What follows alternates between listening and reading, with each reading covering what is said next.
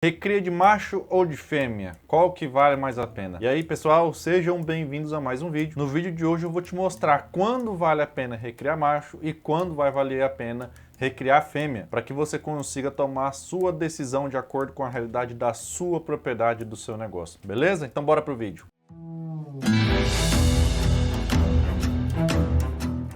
Pessoal, no vídeo de hoje eu quero mostrar bastante conta para vocês aqui, nós vamos fazer um punhado de contas juntos, mas antes da gente entrar no quesito financeiro, né, de comparação entre recria de fêmea e recria de machos, tem uma parte mais operacional que a gente precisa entender aqui antes de alinhar essa parte financeira. E o que eu quero dizer quando eu falo essa parte operacional? Basicamente, turma, eu estou me referindo ao sistema produtivo da sua propriedade. A gente tem na pecuária 3 sistemas produtivos, né? Cria, recria e engorda.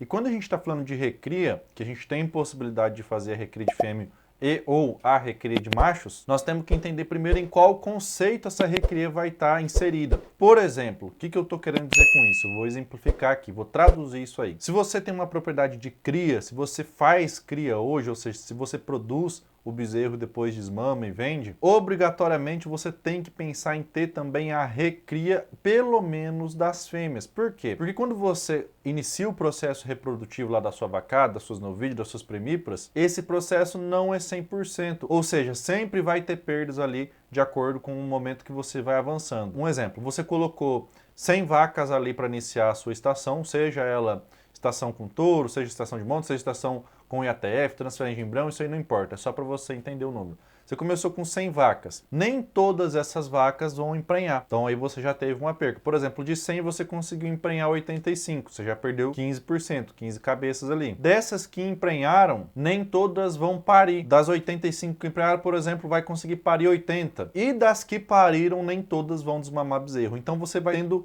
percas ali ao longo do processo. E é exatamente por isso que na propriedade de cria, você obrigatoriamente tem que ter pelo menos a recria de fêmea, porque a recria das suas fêmeas, esses animais vão ser os animais que vão repor esse número de vacas que você foi perdendo ao longo do caminho.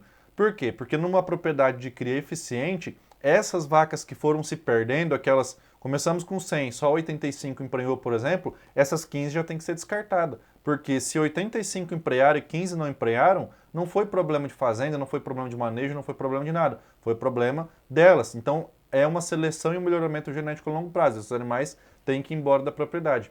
E se você for fazendo isso ano a ano sem repor, seu rebanho vai diminuir cada vez mais. Então, se você tem propriedade de cria, você tem que pensar em ter essa recria, pelo menos da reposição das suas matrizes aí para você não diminuir o rebanho. Então esse seria o primeiro cenário aí. Normalmente o pequeno produtor que faz a cria não consegue ajustar o seu caixa, o fluxo do caixa, para que ele consiga segurar o bezerro macho e fazer a recria desse bezerro macho. O bezerro macho vai ser praticamente toda a fonte de renda da propriedade, além daquelas vacas descarte, né, que a gente comentou antes. Então, num contexto como esse, não faz nem sentido a gente comparar recria de macho e recria de fêmeas. Por quê? Porque ele tem que ter obrigatoriamente a recria das fêmeas e ele dificilmente vai conseguir colocar a recria do macho. Então a gente não entra num quesito financeiro de qual que vai dar mais dinheiro, entra no quesito operacional para que a propriedade dele tenha continuidade, para que ele consiga continuar fazendo cria. Agora, é possível sim ele se organizar, intensificar, melhorar a propriedade para que ele consiga ir segurando mais machos e fazer a recria desses machos. Mas mesmo assim ainda não cabe a comparação,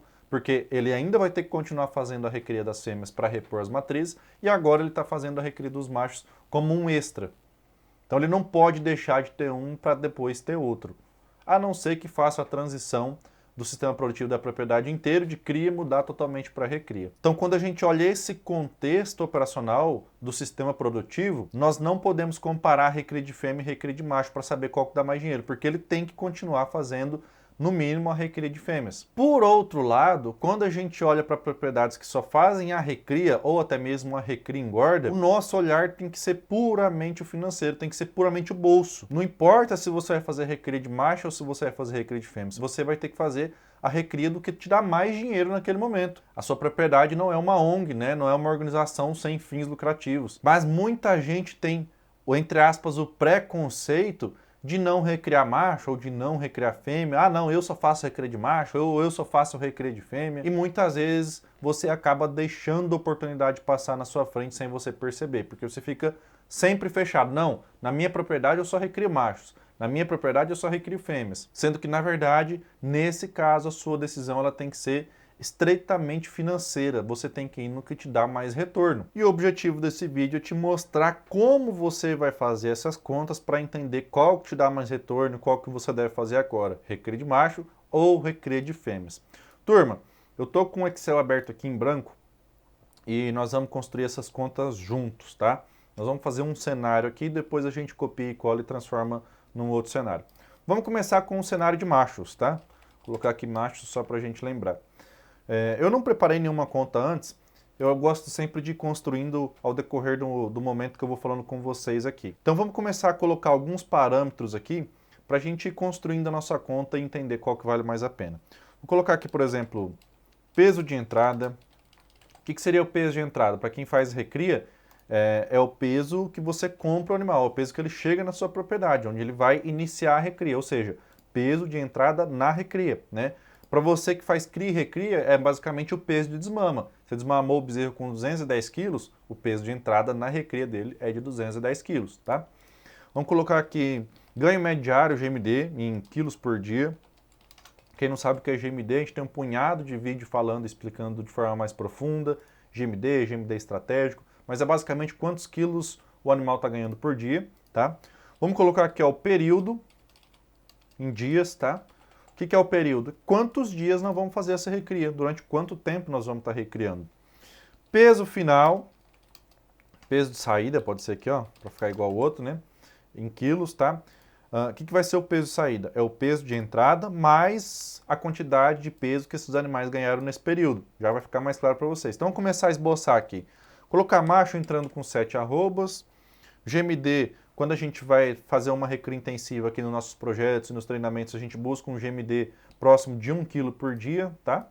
Então, colocar 1 kg aqui durante 210 dias. Esse período aqui, turma, ele é bem específico de cada região. Por quê? Porque eu sempre falo aqui para vocês que a gente tem que fazer uma recria específica para o momento de chuva. A recria ela tem que ser uma safra, ela tem que ter começo, meio e fim dentro da mesma safra, especificamente dentro do período de chuva. Por quê? Porque a gente consegue fazer alta lotação, alto ganho de peso com um custo baixo. Para você que me acompanha há mais tempo, você já sabe, você já entende essa ideia, mas para quem está vendo o primeiro vídeo ou poucos vídeos, esse é o conceito de uma recria intensiva que a gente ensina nos treinamentos e que a gente faz nos projetos. Uma recria como uma safra. Começa no começo de chuva, termina no final de chuva. Então, não tem mais aquele negócio de ficar recriando boi 2, 3, 4, 5 anos para você conseguir mandar um boi, tirar ele da fazenda, tá? Aqui nós estamos falando de uma pecuária profissional. Por isso, esse período de dias vai ser basicamente o período de capim verde que você tem na sua região. Pode ser 150 dias, pode ser 180, pode ser 210, isso depende da sua região. Então você adapta a sua conta ali depois para os seus números, tá? Eu quero que você entenda o conceito da coisa, que é a dinâmica da conta, mas os números, é óbvio que vai ter diferença da sua região, depois você consegue adaptar. Foca em entender o conceito da conta, tá? O que vai ser o peso de saída? Vai ser o peso de entrada mais quanto de peso esse animal ganhou por dia, vezes quantos dias ele ficou. Nesse caso aqui, o peso de saída vai ser 420. Por quê? Entrou com 210 quilos. Ficou 210 dias ganhando 1 quilo por dia, vai sair com 420. A conta é simples, né? Vamos entrar na parte financeira aqui um pouco. Reais por arroba de compra. Reais por arroba de venda.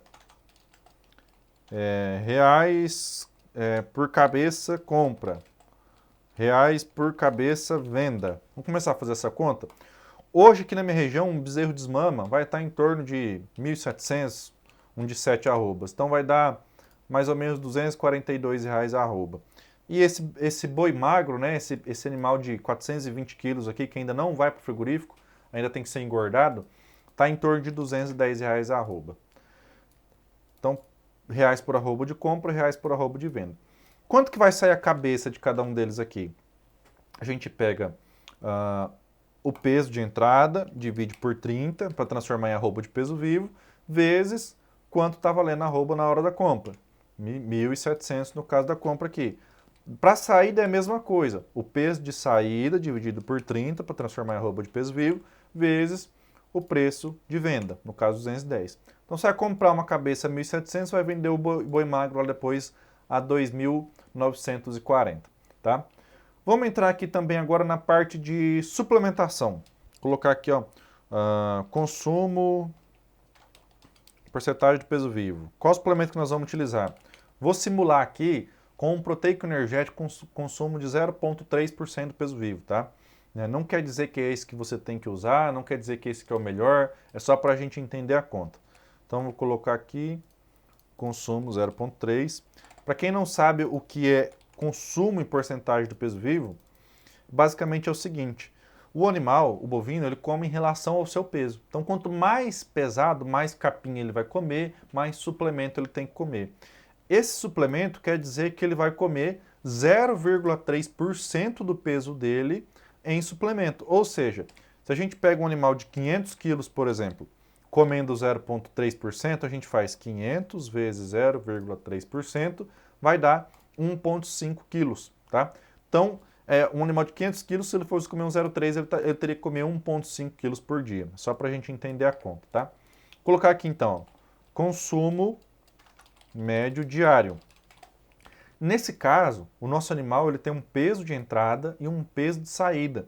Então, quando a gente vai fazer a estimativa do consumo de suplementação, a gente tem que fazer o consumo médio, ou seja, a gente pega o peso médio dele entre entrada e saída e faz vezes a porcentagem de consumo daquele suplemento. Nesse caso, qual que vai ser a média de peso deles aqui? Ó? Vamos fazer uma fórmula. Média entre saída e entrada vai dar 315 quilos, tá? 315, se a gente multiplicar pelo 0,3%, dá 945 gramas. Ou seja, na média, esse animal vai comer 945 gramas por dia. Ele começa comendo menos, termina comendo mais. Mas na média, é isso que ele come, tá? Consumo médio diário, consumo, colocar aqui, ó, total, que daí vai ser o que é o total? Quanto ele está comendo na média por dia, vezes quantos dias, no caso, 210 dias. Então, cada animal vai comer 198 quilos, tá vendo aqui? Por dia, por dia não, no total dos 210 dias, né? Vamos colocar aqui também preço por quilo do suplemento. Na minha região, hoje, um 0,3 vai estar batido na propriedade, 1,50, 1,60, vou colocar 1,50 aqui, tá? Depende muito do preço do milho. Eu sei que vai ter gente nos comentários falando aí, onde é que eu acho um suplemento com esse preço? Gente, isso aí, nós estamos falando de Brasil, e Brasil, cada um tem a sua particularidade, é um país gigante. Aqui nós estamos conseguindo porque o milho está muito barato. Se aí você não está conseguindo, de novo, ajusta o número para a realidade da sua região, tá? Não fica se prendendo nos números aqui, não. Preço do suplemento, 1,50. Então, gasto total com o suplemento. Vai ser o quê? Vai ser o 1,50 vezes quantos quilos o animal comeu no período. 198. Tá? Então, o animal vai gastar aí, ó, R$ 297 com suplementação nesse período, tá? Tem alguns outros custos que a gente poderia pôr aqui, por exemplo, como mão de obra, como imposto depois no momento da venda, como a parte sanitária, né, de vacinas, vermífugos, custo do pasto, adubação, manutenção de máquinas, enfim. Tem mais um punhado de contas que a gente poderia colocar aqui. No entanto, essas contas elas vão existir praticamente a mesma coisa se você vai recriar macho ou se você vai recriar fêmea, né? Praticamente o mesmo gasto com mão de obra, praticamente o mesmo gasto com a parte sanitária, máquinas, pastagem. Então não faz sentido a gente ficar quebrando muito a nossa conta aqui para deixar ela mais cheia, né? Porque vai acabar ficando confusa. Por que eu coloquei suplementação? Porque como o macho é um animal mais pesado, que ganha mais peso, ele vai consumir mais suplemento, então isso faz impacto na conta. Agora, mão de obra, vacina, vermífugo, pasto, maquinário, é tudo a mesma coisa. Então, eu não vou colocar isso aqui na conta, não é porque não tem esse custo, mas é porque não muda se você for fazer macho ou se você for fazer fêmea, vai ser a mesma coisa. E como a gente está querendo comparar qual que é mais rentável, esses custos vão ser iguais para os dois, tá? Vamos comparar aqui só o que muda para ambos, que no caso é o preço de compra e preço de venda, e a suplementação, o consumo de suplemento. O resto é tudo igual, então a gente não precisa colocar ele na conta. Entendido? Se você não entendeu esse conceito aí, manda nos comentários aí. Então, vou colocar aqui, ó, reais gasto total. O que vai ser? A suplementação mais aqui reais por cabeça de compra, tá? Então nós vamos gastar R$ 1.997 de suplemento mais a compra do animal. Reais de venda, nós estamos aqui, ó, já, 2.940, tá? Vamos colocar aqui a margem por cabeça. Ó. O que é margem por cabeça? É quanto sobra por cabeça.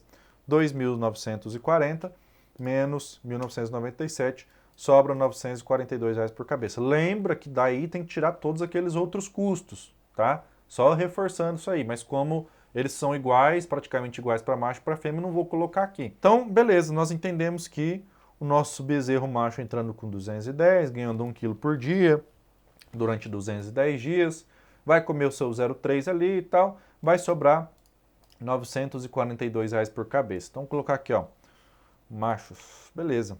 Agora, deixa eu ajeitar aqui só para ficar mais fácil de enxergar depois. Vamos colocar aqui as bordas, belezinha. Estou separando aqui nos temas, tá, pessoal? Ó, basicamente ficou aqui as informações do período, informações de preço de arroba, né? Informações da suplementação e informações, os resultados, né, financeiros ali. Vamos copiar isso aqui, ó. O bom do Excel é isso, é que a gente faz uma vez, depois a gente pode ir copiando e fazendo vários cenários, tá? E vamos transformar em fêmeas. Fêmeas. Normalmente o peso de entrada da fêmea ele é mais baixo do que o do macho, tá? Ela é um animal mais leve, então vou colocar com uma arroba menos aqui, 180 quilos. É um animal que também ganha menos peso, em torno de 20, 25% a menos do que o macho. Então eu vou colocar aqui, ao invés de 1 kg por dia de ganho, eu vou colocar 750 gramas, tá? O período é o mesmo, é a mesma região, nós estamos simulando aqui o mesmo período de capim verde, tá? O que muda é o peso de saída, tá vendo aqui que ele já trouxe 337? Por quê? Primeiro, porque é um animal mais leve. Segundo, porque ele está ganhando menos por dia. Então, ela também sai mais leve do sistema, né? Preço de compra também vai mudar. Hoje, aqui na minha região, uma bezerra dessa de 180 quilos, a gente consegue achar R$1.000, R$900, para vocês terem uma ideia. Mas, vou colocar aqui uma de 1.100, só para não ficar tão baixo assim, porque hoje realmente aqui está muito baixo, mas não é a realidade de todo o país. Vou colocar um pouco mais alto. 1.100 dividido por 6. Uma arroba de, vou colocar aí, R$185, tá? E o preço da arroba de venda dessa novilha aí pré-confinamento, né, tá em torno de 190 mais ou menos. Então nós vamos gastar R$1.110 para comprar esse animal, vai vender ele por 2.137. O consumo em porcentagem de peso vivo é o mesmo, no entanto, dá uma olhada aqui, o consumo diário é menor. Enquanto o macho come 945 gramas por dia, a fêmea vai comer na média 776 gramas por dia. Consumo total de 163, 35 quilos a menos do que o macho, dá uma olhada aí. Vai gastar ali R$50 praticamente a menos de suplementação do que o macho. Então o gasto total foi 1.997, o gasto total com outro 1.354. Quanto sobra por cabeça no macho? 942. Quanto sobra por cabeça na fêmea? 782. Olha aí como a gente já começa a ter alguns números para começar a tomar essa decisão. Agora, isso quer dizer que o macho está dando mais dinheiro do que a fêmea? Não necessariamente. Eu vou colocar um conceito de uma conta aqui para vocês que vai fazer muito sentido e que faz diferença na hora de fazer uma análise como essa. É a conta de rentabilidade. Essa conta, turma, ela basicamente mostra quanto o seu dinheiro está rendendo. Você já deve ter ouvido falar, a Selic, a taxa Selic, que é a taxa de juros média do Brasil, está em tantos por cento ao ano, está 13% ao ano. O que isso significa? Significa que se você colocar lá R$100 mil, por exemplo, numa aplicação atrelada à taxa Selic, ela vai te render R$13 mil por ano, ou seja, 13% daqueles 100 mil. Isso é rentabilidade. Quando a gente olha aqui para a questão do macho estar sobrando mais por cabeça, tá vendo aqui? Não quer dizer que ele está deixando mais dinheiro. Por quê? Porque o nosso investimento foi muito maior para conseguir fazer isso. Então pode ser que a nossa rentabilidade seja menor. Vamos fazer aqui, ó, só para ter uma ideia. Rentabilidade. Como que a gente calcula a rentabilidade? É o quanto sobrou da operação dividido por tudo que gastou. Tá? No caso aqui sobrou 942 e nós gastamos 1.997.